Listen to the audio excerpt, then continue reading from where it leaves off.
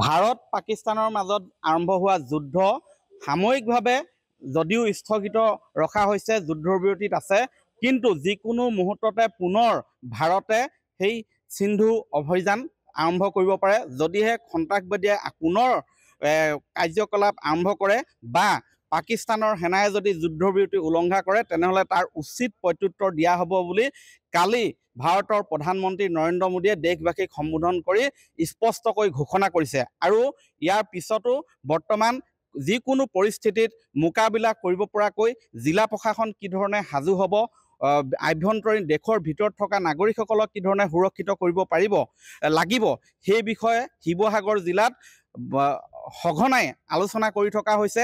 Civil defence আৰু প্ৰশাসনে লগ লাগি বৰ্তমান আজিও এখন গুৰুত্বপূৰ্ণ আলোচনা চক্ৰ অনুষ্ঠিত কৰিব, য'ত উপস্থিত থাকিব বৰ্তমান আলোচনা চক্ৰখনত অংশগ্ৰহণ কৰিবলৈ আহিছে এইসকল অৱসৰপ্ৰাপ্ত তথা প্ৰাক্তন সেনা জোৱান 40 গৰাকীও অধিক ইয়াত সেনা জোৱান প্ৰাক্তন সৈনিক আহি উপস্থিত হৈছেহি, যিসকলে অসামৰিক প্ৰতিৰক্ষা বিভাগক দিহা পৰামৰ্শ দিব, যুদ্ধকালীন অৱস্থাত কেনেধৰণে তেওঁলোকে ব্যৱস্থা ল'ব লাগিব সেই বিষয়ে দিহা পৰামৰ্শ দিব। মই প্ৰথমে ইয়াত চিভিল ডিফেন্সৰ এগৰাকী বিষয়ববীয়া আছে, তেওঁৰ পৰা জানিব বিচাৰিম কেনেধৰণৰ ধৰণৰ আপোনালোকে ইয়াত অনুশীলন।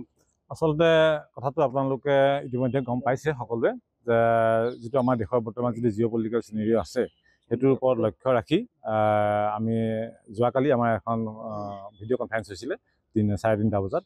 সেইখনৰ ওপৰতো আমি যিটো আমাৰ ডাইৰেক্টৰ অফিচৰ পৰা আমাৰ IG ছাৰে যিটো ইনষ্ট্ৰাকশ্যন দিছে সেইটোৰ ওপৰতো আমি আলোচনা কৰি বা এইকেইদিন আমাৰ যিখিনি আমাৰ চলি আছিলে যুদ্ধৰ কালীনৰ যিটো আমাৰ প্ৰস্তুতি সেইখিনিৰ ওপৰত সকলোখিনিৰ ওপৰত আমি এটা প্লেন এটা বনাইছোঁ।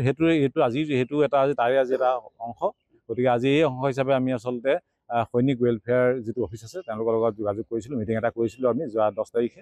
আৰু সেই 10 তাৰিখৰ মিটিঙৰ মতে আমি তেওঁলোকৰ যিখিনি প্ৰাক্তন সেনা জোৱান আছে তেওঁলোকক আমি চবকে নিমন্ত্ৰণ জনাইছোঁ যিমান আহে, আৰু তেওঁলোকক আমি অসামৰিক প্ৰতিৰক্ষাৰ যিটো প্ৰশিক্ষণ মানে আমাৰ যুদ্ধকালীন সময়ত জৰুৰীভাৱে ল'ব লগা যিটো আমাৰ সাৱধানতা সেইখিনিৰ ওপৰত চাইৰেনৰ ৱাৰ্ণিং চিষ্টেমৰ ওপৰত সেইখিনিৰ ওপৰত তেওঁলোকক আমি অকণমান ট্ৰেইনিং এটা দিম, চমু ট্ৰেইনিং এটা দিম।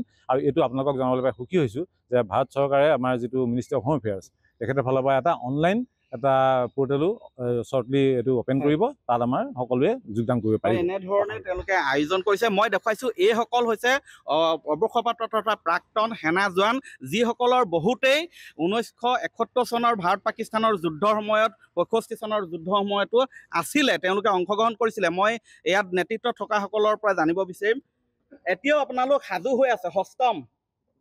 এতিয়াও আমি এক ছাৰ্ভিচমেন হৈছোঁ যদিও আমাৰ দিলটোত, কাৰণ আমি 32 বছৰ দিন ছাৰ্ভিচ কৰি অহাৰ পাছত আমাৰ পূৰা দেশ 18 বছৰত গ'লোঁ আৰু 32 বছৰ চাকৰি কৰিলোঁ, ৰিটায়াৰ হ'লোঁ 2004 চনত। কিহত আছিলে আপুনি? মই আছাম ৰেজিমেণ্টত। হয়, এতিয়াও সাজু হৈ আছে আপোনালোক? এতিয়াও আমি যাবলৈ সাজু। যদি মোৰ বয়সে যদি মোক ইজাজত নিদিয়ে তথাপিতো আমাৰ মনটোৱে কয় যে আমি এক ছাৰ্ভিচমেন হ'লেও আমি যিমান পাৰোঁ আমাক যি ডিউটি দিয়ে তথাপিতো আমি কৰিবলৈ ইচ্ছুক আছোঁ। আপোনালোকে যিখিনি পাৰে তেনেধৰণে আগবাঢ়ি আহিছে সহায় কৰিবলৈ? একদম সত্য কথা, ফাৰ্ষ্ট ক্লাছ। আমি বহুত খুচি। আমাক লাগে হুকুম, আমাক লাগে কাম, আমি চব কামতে ৰেডি, খালি অৰ্ডাৰ লাগে। আমি যুদ্ধ চিভিলক ডিফেন্সক সকলোকে সহায় কৰিবলৈ আমি ৰেডি।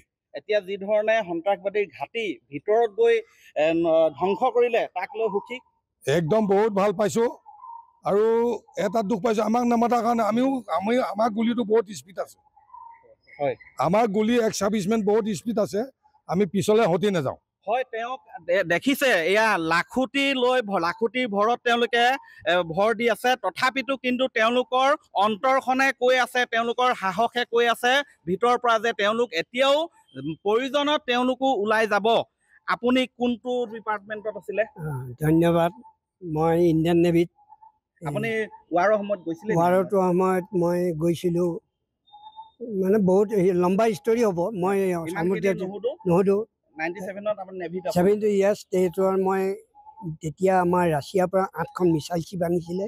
এতিয়াতো আমাৰ মানে মিছাইল মেইনে পৃথিৱীত আছে আমাৰ অসমত, ইণ্ডিয়াত।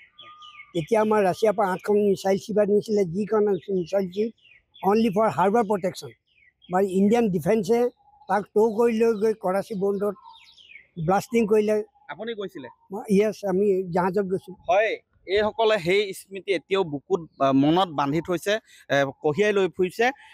এতিয়া কি পৰামৰ্শ দিব যদিহে যুদ্ধকালীন পৰিস্থিতি পুনৰ উদ্ভৱ হয়, ইয়াতো কিবা এটা যদি হয়, কিবা কেনেকুৱা ধৰণৰ পৰামৰ্শ দিব নাগৰিকৰ প্ৰতি? সাৱধানতা। যদি যুদ্ধ হয়, একচুৱেলি যুদ্ধ হ'বও লাগে, আৰু বহুত দিন হৈ গ'ল যুদ্ধ নোহোৱা, সেইকাৰণে সিহঁতৰ বহুত ৰাস্তাত উৎপাত। সিহঁতি উগ্ৰবাদী হৈ এতিয়া আমাৰ লগত সাহসে কাম কৰিবলৈ বিচাৰিছে, কাৰণ আমি লুকাই চুকাই কাম কৰা মানুহ নহয়। আমাৰ যিসকল এতিয়াও সৈনিক আছে, আগৰ লাইনত থিয় হৈ আছে, ৭১ চনৰ যুদ্ধত পূৰা চামিল হৈছিলে, যেনেকৈ আপুনি কৈছে লাখুটি লৈ আহিছে, তেওঁ ঘৰৰ পৰাই ওলাব নোৱাৰে, সকাম নিকাম খাব লাগে, কিন্তু তথাপিতো আহিছে। কাৰ কাৰণে আহিছে? আমাৰ দেশৰ কাৰণে। আৰু আজিও আমাৰ এইসকল চিভিল ডিফেন্স আছে, চিভিল ডিফেন্সৰ মই ট্ৰেইনিং দেখিছোঁ। মই নাজিৰাত থাকোঁ, নাজিৰাই মই মানুহ। এতিয়া ৪৫জনে ল'ৰা ছোৱালীয়ে ট্ৰেইনিং কৰিছিলে নাজিৰাত, DC ছাৰ SDO অফিচৰ তাত কৰিছিলে, তাত আমাৰ ট্ৰেইনিং হৈছিলে, ছাৰসকল গৈছিলে। ছাৰে প্ৰতিটো মুহূৰ্ততে আপোনালোক আছে সহযোগী। আমি তেখেতলোকক যিটো কাম পাৰোঁ এটা পৰামৰ্শটো এনেকুৱা, যেতিয়া যুদ্ধ হ'ব, যুদ্ধটো আমি হ'ব বুলি জানো, এতিয়াতো অলপ পাতলা হৈ গ'ল, কিন্তু যদি হয়, আমি চিভিলৰ লগত মিলি কেনেকৈ ছেফটি কৰিব লাগে অলপ ট্ৰেইনিং হ'লে ভাল হ'ব। কাৰণ চিভিলৰ লগত আমাৰ নিমিলিব, কাৰণ বমটো আহিলে কেনেকৈ কৰিব লাগিব, ক'ত পলাব লাগিব, এনেকুৱা এটা এতিয়া সেইকাৰণে আজি এই আলোচনা। আচ্ছা সেইকাৰণে